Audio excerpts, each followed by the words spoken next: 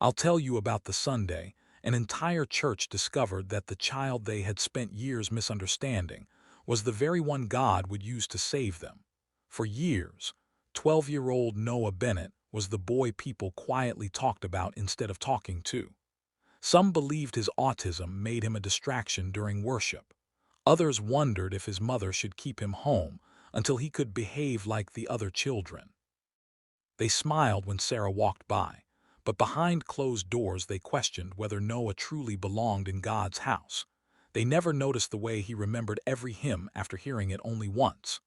They never noticed how he could tell when something in the church building had been moved by only a few inches. They never noticed that he paid attention to details most adults ignored. Then came the church's annual homecoming celebration. More than 400 people filled the sanctuary that Sunday morning. Families traveled from across the state. Children laughed through the fellowship hall. The choir rehearsed one final time. It looked like the happiest day of the year. But while everyone else was focused on the celebration, Noah became fixated on one small detail that didn't belong. He tried to tell them. No one listened, because they thought he was simply being Noah. Less than 20 minutes later, the same people who had doubted him would realize that the quiet boy they had underestimated had seen the danger long before anyone else. Before we continue, let me know in the comments where you're watching from. And if stories about faith, family, and hope remind you that God often works through the people the world overlooks, consider subscribing. Now, let me tell you how one ordinary Sunday changed an entire church forever. I'll tell you about the Sunday an entire church discovered that the child they had spent years misunderstanding was the very one God would use to save them. For years, 12-year-old Noah Bennett was the boy people quietly talked about instead of talking to. Some believed his autism made him a distraction during worship. Others wondered if his mother should keep him home until he could behave like the other children. They smiled when Sarah walked by, but behind closed doors they questioned whether Noah truly belonged in God's house. They never noticed the way he remembered every hymn after hearing it only once. They never noticed how he could tell when something inside the church building had been moved, even by only a few inches. They never noticed that he paid attention to details most adults overlooked. Then came the church's annual homecoming celebration. More than 400 people filled the sanctuary that Sunday morning. Families traveled from neighboring towns. Children laughed through the fellowship hall. The choir rehearsed one final time. It looked like the happiest day of the year. But while everyone else was focused on the celebration, Noah became fixated on one small detail that didn't belong. He tried to tell them.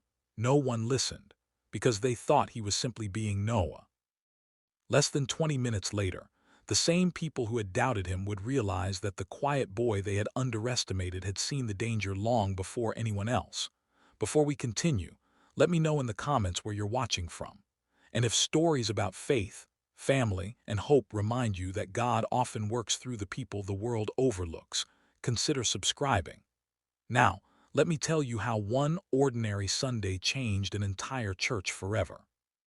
3 years earlier, life looked very different for Sarah Bennett. She had never imagined raising a child alone. When her husband, David Bennett, died from a sudden heart attack at just 42 years old, it felt as though someone had pulled the foundation out from beneath their family. One ordinary Tuesday morning, David had kissed his wife goodbye, promised Noah they would finish building a birdhouse after work, and driven away with a smile. He never came home. For weeks afterward, Sarah moved through each day as if she were walking underwater. Friends brought casseroles. Church members filled the living room with flowers and comforting words. The funeral came and went. Everyone slowly returned to their own routines. Sarah couldn't. Every evening she sat on the edge of Noah's bed, wondering how she was supposed to answer questions no mother was prepared to hear. When is Daddy coming back? She never found an easy answer. Instead, she would wrap her arms around her son, whisper that Daddy was with Jesus now, and pray that somehow those words would comfort both of them. Money quickly became another challenge. Sarah accepted extra hours at the town library and cleaned offices several evenings each week after Noah went to sleep under the care of a trusted neighbor. She was constantly tired, but she refused to let her son believe he was a burden. He wasn't. He was the reason she kept going. Noah experienced the world differently from many of the children around him. Loud sounds overwhelmed him. Sudden changes to his routine unsettled him. Crowded places could leave him anxious, and when he became overwhelmed, he often rubbed his fingertips together in quiet, repetitive motions that helped him regain a sense of calm. Yet there was another side of Noah that many people never took the time to see. He remembered nearly everything. He could recite entire chapters of scripture after hearing them only a handful of times. He noticed when a picture frame hung slightly crooked on a hallway wall. He recognized the footsteps of familiar people before they entered a room. He loved order, consistency, and the comforting rhythm of familiar places. His favorite place in the world was Grace Fellowship Church. Every Sunday morning, Sarah and Noah arrived 20 minutes early. While most children hurried toward the playground outside, Noah walked slowly through the sanctuary, quietly taking in every detail. The polished wooden pews, the stained glass windows that painted patches of color across the floor, the hymn numbers displayed at the front of the sanctuary, the gentle creak of the old ceiling fans turning overhead. He wasn't wandering, he was noticing. One Sunday, Noah paused beside the piano. He looked at it for several long seconds before turning toward his mother. "Flowers moved," he said softly. Sarah looked around, confused. "What flowers?" "The white ones." She glanced toward the platform and smiled. He was right. Someone had moved the flower arrangement from one side of the pulpit to the other. It was such a small change that she hadn't even noticed. Noah had. Moments like that happened all the time. People often mistook his quiet observations for odd behavior. Sarah saw them as reminders that God had created her son with a unique way of seeing the world. She only wished more people would slow down long enough to see him the same way. To understand why that Sunday changed everything, you have to go back 3 years, to a time when Sarah Bennett's world was quietly falling apart. There was a season when laughter filled the Bennett home. David Bennett worked as a building inspector for the county, and every evening he made it a point to be home before dinner. He was the kind of father who never rushed through bedtime prayers, never forgot a promise, and somehow always found time to make Noah feel safe in a world that often felt confusing. Then, without warning, everything changed. One ordinary Tuesday morning, David kissed Sarah goodbye, smiled at Noah, and promised they would finish building a wooden birdhouse after work. It was a simple promise between a father and his son, one of hundreds he had made over the years. He never got the chance to keep it. A massive heart attack took his life before the ambulance could reach the hospital. He was only 42 years old. The phone call shattered more than Sarah's heart. It shattered every picture she had ever painted of their future together. The phone call shattered more than Sarah's heart. It shattered every picture she had ever painted of their future together. For weeks, she lived as though she were moving through a dream she couldn't wake up from. Meals sat untouched on the kitchen table. Laundry piled up in corners she normally kept spotless. She found herself reaching for David's coffee mug each morning before remembering there would never again be a reason to pour 2 cups. Friends from Grace Fellowship Church surrounded her with kindness. They brought warm meals, sent cards filled with scripture, helped with funeral arrangements, and prayed beside her when words failed. Their compassion carried her through those first unbearable days, but eventually, life moved forward for everyone else. The flowers from the funeral faded. The phone calls became less frequent. The casseroles stopped arriving. Sarah was left to discover what grief looked like on an ordinary Thursday afternoon, when there were bills to pay, groceries to buy, and a little boy who still asked questions no mother could answer. Noah had been only 6 years old when he lost his father. He didn't fully understand what death meant. Some evenings he stood by the living room window, watching every car that turned onto their street. "Daddy's late," he would quietly say. Each time, Sarah felt her heart break all over again. She would kneel beside him, wrap him in her arms, and gently remind him that Daddy was now with Jesus, where pain could never reach him again. Sometimes Noah simply nodded. Other times he asked the same question again the next day. Sarah never became frustrated. She knew he wasn't refusing to understand. He was trying to make sense of a world that had suddenly stopped making sense. Financially, the months that followed were difficult. David's income had covered most of the household expenses. Without it, Sarah quickly realized she couldn't survive on a single paycheck. She accepted a full-time position at the town library during the day, where she quietly organized books and helped visitors find what they needed. In the evenings, after making sure Noah was settled with a trusted neighbor, she cleaned offices across town until late at night. By the time she returned home, her feet ached, her back hurt, and exhaustion settled into every part of her body. Yet every morning before the sun came up, Sarah followed the same routine. She sat at the small kitchen table with her worn leather Bible, a cup of coffee growing cold beside her, and whispered the same simple prayer. Lord, I don't have enough strength for today. Please lend me yours. She never demanded an explanation for David's death. She never questioned whether God had abandoned her. There were moments when she cried until she had no tears left, moments when loneliness echoed through every room of the house. But even then, she chose to hold tightly to the faith that David had lived by. It wasn't because she had all the answers. It was because trusting God was the only thing keeping her from falling apart. More than anything else, Sarah wanted Noah to grow up knowing he was loved, not only by his mother, but by the people who called themselves the family of God. That hope was why Grace Fellowship Church meant so much to her. It wasn't simply the place where they worshiped every Sunday. It was the one place she prayed each. By the time she returned home, her feet ached, her back hurt, and exhaustion settled into every part of her body. Yet every morning before the sun came up, Sarah followed the same routine. She sat at the small kitchen table with her worn leather Bible, a cup of coffee growing cold beside her, and whispered the same simple prayer. Lord, I don't have enough strength for today. Please lend me yours. She never demanded an explanation for David's death. She never questioned whether God had abandoned her. There were moments when she cried until she had no tears left, moments when loneliness echoed through every room of the house, but even then, she chose to hold tightly to the faith that David had lived by. It wasn't because she had all the answers. It was because trusting God was the only thing keeping her from falling apart.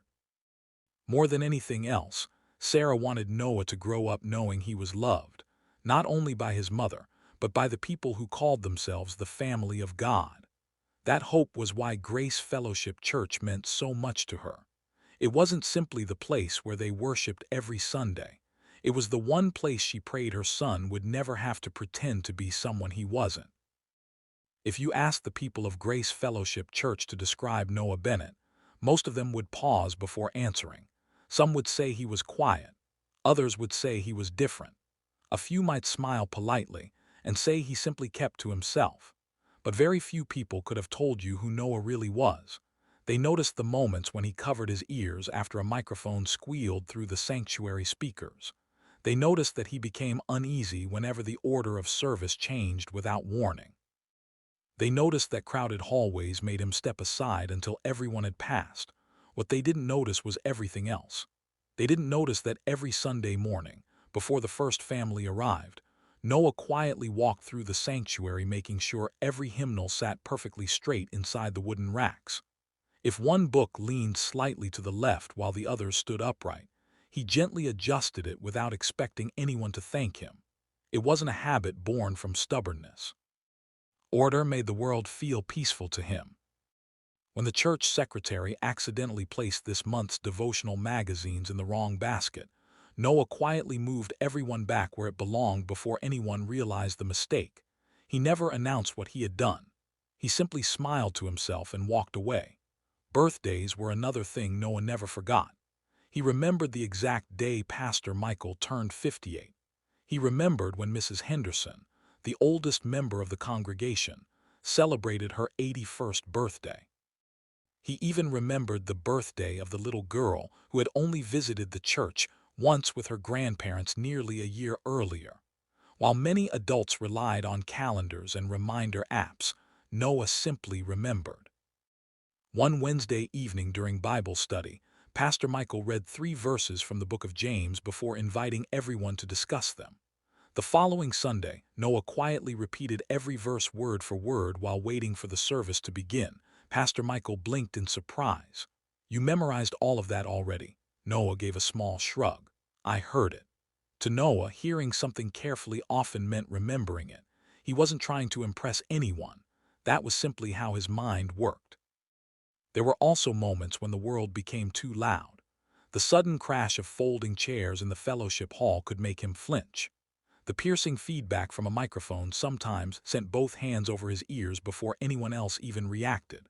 Fireworks on Independence Day were never exciting for Noah. They were overwhelming. Whenever too many sounds, voices, or unexpected changes crowded together, Noah instinctively rubbed the tips of his fingers together in a slow, familiar rhythm. Whenever too many sounds, voices, or unexpected changes crowded together, Noah instinctively rubbed the tips of his fingers together in a slow, familiar rhythm. Sarah had learned long ago that those gentle movements weren't something to stop. They were how Noah helped himself feel safe again. She would quietly stand beside him, never rushing him, never asking him to be someone else. Within a few moments, his breathing would slow. His shoulders would relax. The little rhythm beneath his fingertips reminded him that everything was going to be all right. Some people misunderstood those moments.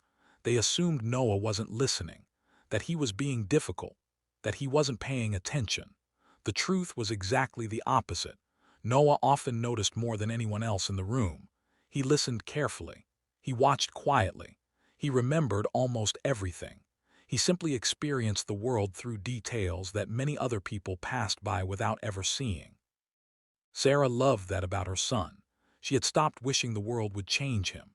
Instead, she prayed that one day the world would slow down long enough to understand him. She believed with all her heart that God never made mistakes.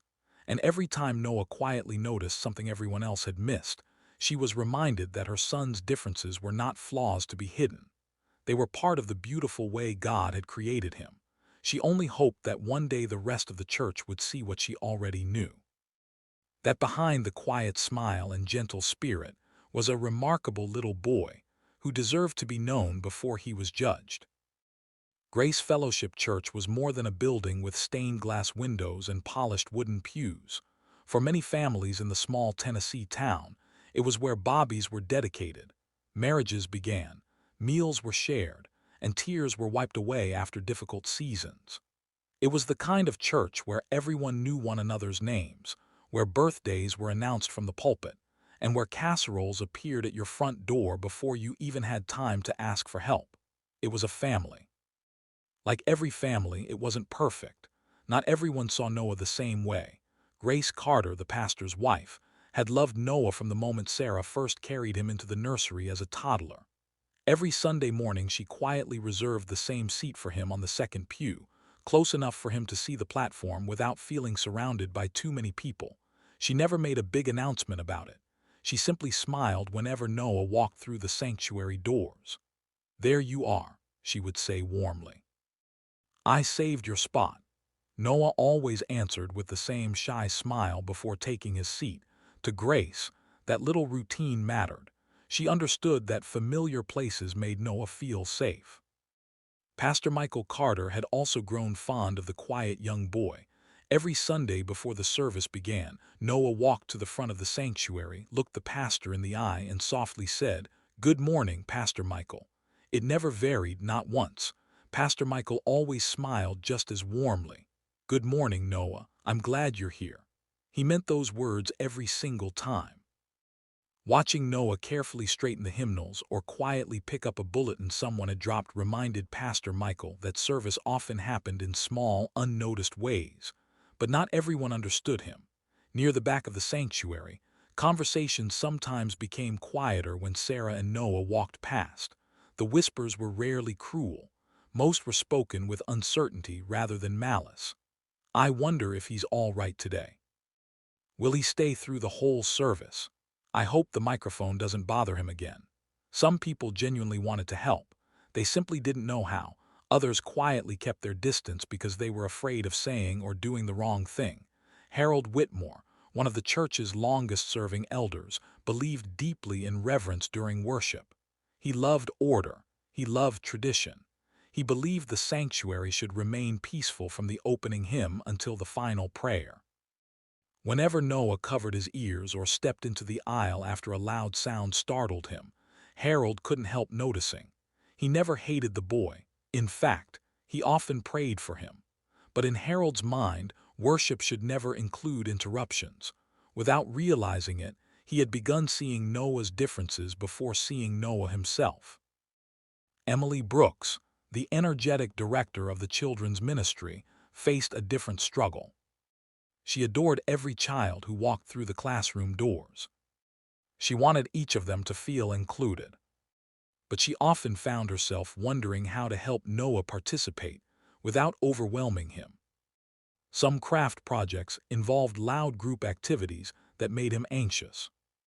Games that other children loved sometimes sent him quietly retreating to the corner of the room. Emily worried constantly that she was failing him. Not because she didn't care, because she cared enough to know she didn't yet understand what Noah needed. Sarah noticed all of it. She noticed Grace's quiet kindness. She noticed Pastor Michael's welcoming smile. She also noticed the hesitant glances, the whispered conversations, and the uncomfortable silence that sometimes followed Noah's anxious moments. It hurt, not because people were intentionally unkind, but because they looked at her son through the lens of what they didn't understand. Sarah never expected everyone to have the right words. She only hoped they would take the time to know the gentle, thoughtful little boy behind the quiet smile. She believed that if they truly saw Noah the way God saw him, they would discover something extraordinary. They simply hadn't looked long enough. As summer gave way to early autumn, excitement began spreading through Grace Fellowship Church. The announcement came on a bright Sunday morning just before the closing hymn. Pastor Michael stepped to the pulpit with a broad smile. 3 weeks from today, he said, we'll celebrate our annual Homecoming Sunday. Former members will be returning from across the state. Our choir has prepared special music, and after the service we'll gather in the fellowship hall for a church-wide meal. We expect our largest attendance in years. A quiet wave of excitement swept through the sanctuary. Children whispered to one another about seeing cousins they hadn't met in months. Older members smiled as they remembered homecomings from decades earlier. Volunteers immediately began discussing decorations, extra seating, and the long list of dishes they planned to bring. For Grace Fellowship Church, Homecoming Sunday wasn't just another service. It was a celebration of family, faith, and generations of memories. Fresh flowers were ordered for the platform. The choir practiced twice a week instead of once. Folding chairs were brought out from storage so they could be placed in the fellowship hall for the overflowing crowd expected after worship. The church secretary estimated that more than 400 visitors might attend. Every pew would likely be filled. Standing room only was not out of the question. Pastor Michael wanted every guest to feel welcomed from the moment they stepped through the front doors. Late one Tuesday evening, after most of the volunteers had gone home, Pastor Michael remained in his office reviewing schedules for the celebration. Harold Whitmore knocked gently on the open door. "Got a minute?" he asked. "Of course," Pastor Michael replied, setting his papers aside. Harold closed the door behind him and lowered himself into the chair across the desk. For several moments, he spoke about parking arrangements, extra ushers, and making sure enough communion trays were prepared. Then his expression grew more serious. "We need everything to run smoothly this year." Pastor Michael nodded. "Agree." Harold folded his hands together. "We'll have visitors everywhere. Families bringing children. Elderly members who haven't been back in years. It's important that the service remains peaceful." Pastor Michael sensed there was more coming. Harold hesitated before speaking again. "Been thinking about Sarah and Noah." The room fell quiet. "I know she loves bringing him every Sunday," Harold continued carefully. "And I know we all care about that boy." He paused, choosing each word with caution. "But homecoming is different," He glanced toward the sanctuary through the office window. If Noah becomes overwhelmed with that many people, if the music gets too loud, if he needs to leave his seat during the service. Harold sighed. It could become a distraction. Pastor Michael remained silent. Harold leaned forward, only saying this because I want the day to honor the Lord. He looked down briefly before adding the words he had been trying to soften. Maybe Sarah should keep Noah at home just this once. Sentence lingered in the room.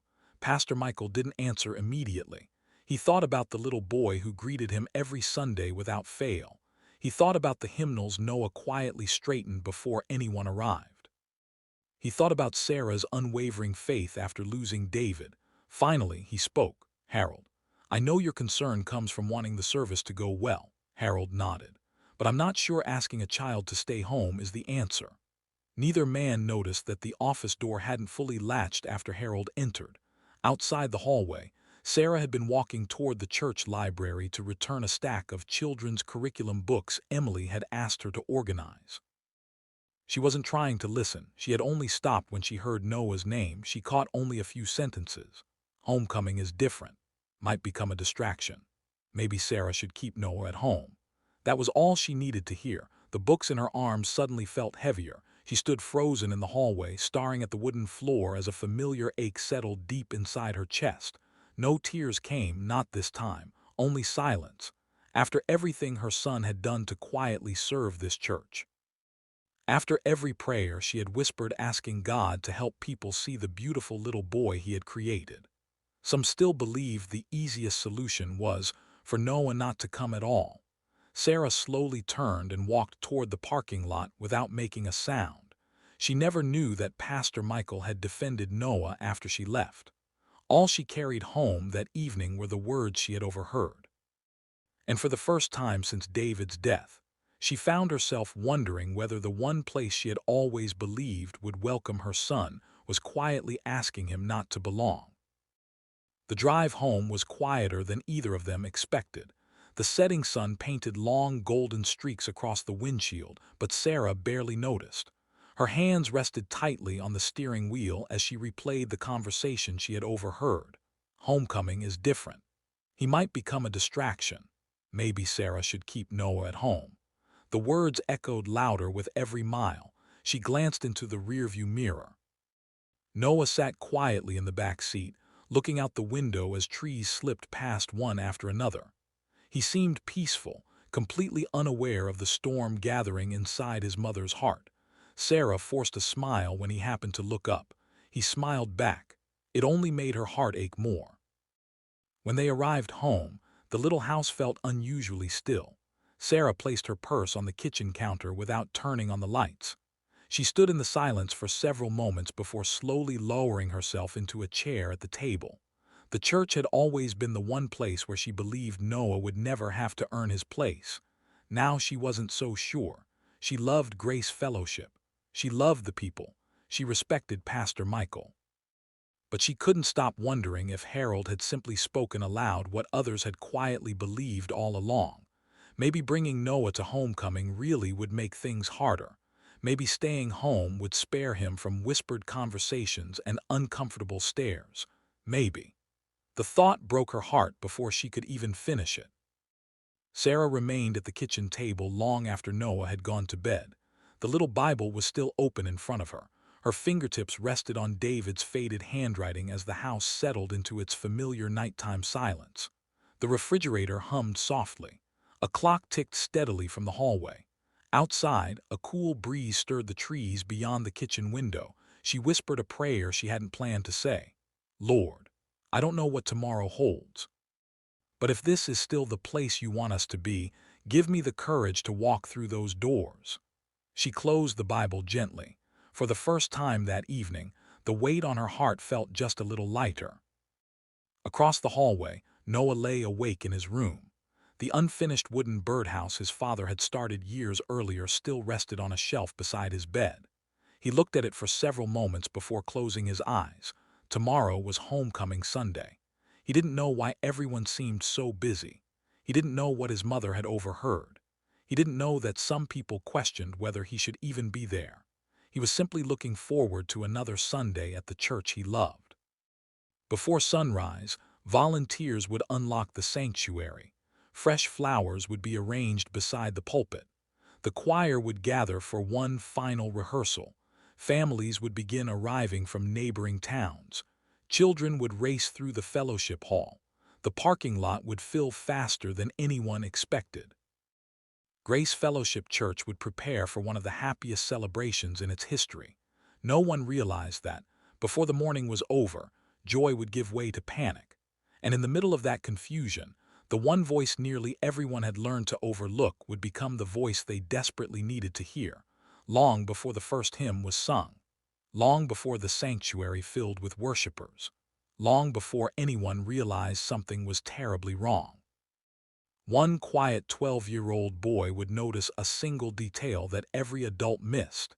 It would seem insignificant at first, almost impossible to understand. But within minutes, that tiny observation would become the difference between an ordinary church service and a tragedy no one would ever forget. The congregation believed they were preparing for Homecoming Sunday. They had no idea they were about to witness the day God would use the child they had misunderstood to remind them what it truly meant to love one another. And that morning would change Grace Fellowship Church forever. Sarah finally closed the little Bible and carried it carefully back to the shelf. The house grew quiet.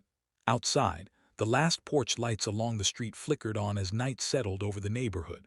Tomorrow was Homecoming Sunday. By sunrise, volunteers would unlock the doors of Grace Fellowship Church. Fresh flowers would line the platform. The choir would rehearse one last time. More than 400 people would walk through those front doors, believing they were gathering for nothing more than a joyful celebration. Sarah still had no idea if she had made the right decision. She only knew she couldn't let fear decide where her family belonged. Down the hallway, Noah was already asleep. His alarm clock quietly counted down the hours until morning. He had no idea that before the day was over, the entire church would know his name for a reason no one could imagine. Not because he spoke the loudest, not because he stood on the platform, but because he would notice one small detail. A detail every other person in that building would completely overlook, and within minutes, everything would change.